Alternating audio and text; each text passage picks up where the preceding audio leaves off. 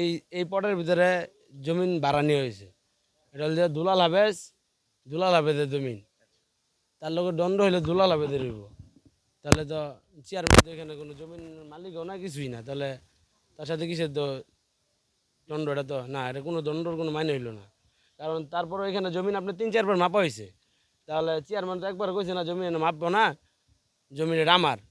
যদি সে বলতো এই কথা তাহলে বোঝা যেত সে দখল করে রাখছে।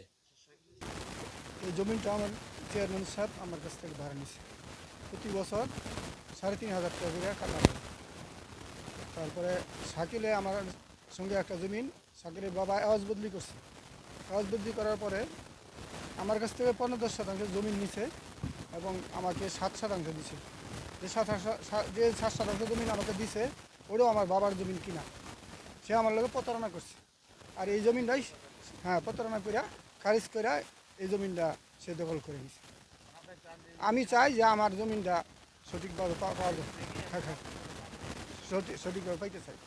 আমি সাবেক মেম্বার ওয়ার্ডেরই চেয়ারম্যান সাহেবের বোঝাধিকত জমিন দেয় এবং আজকা পর্যন্ত আমরা দেখি নাই চেয়ারম্যানের সাহেব এই জমিন ওরা মাল যোগ দিয়েছে, কোনো সময় বাধাও দেয় নাই।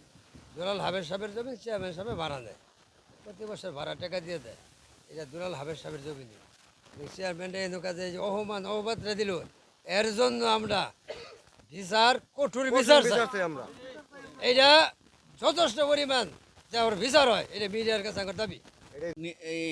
ই কইরা মানে নিজেরা সন্ত্রাসী দাবি কইরা এর জমি ওর জমি নিয়া শেষে চাঁদা দাবি করে। শাকিলের তো জমি নেই, এটা ওনার জমি ওনার কাছে না ভাড়া নিচ্ছে আরেকজন, কিন্তু উনি ওই যে জোর করে নিতে চাইতেছে ওনার কাছে না। শাকিল ওই যে জমির মালিক দাবি করে চাঁদা দাবি করতে আছে।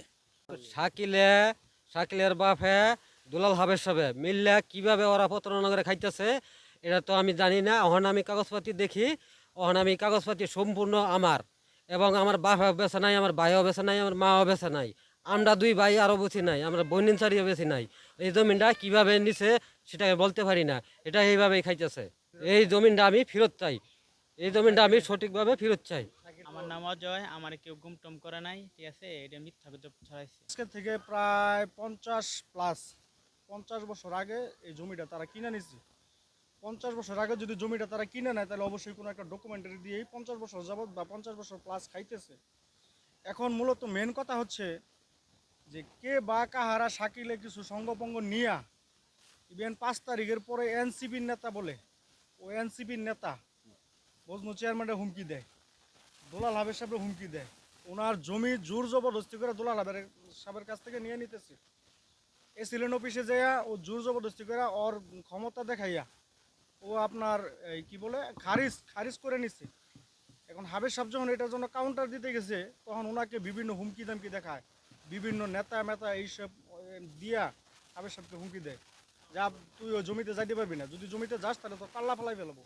সুষ্ঠু তদন্ত করে শাকিলের বিচার চাই আপনাদের মাঝে। যে আমার বিরুদ্ধে মিথ্যা অপপ্রচার করতেছে ওর নাম শাকিল।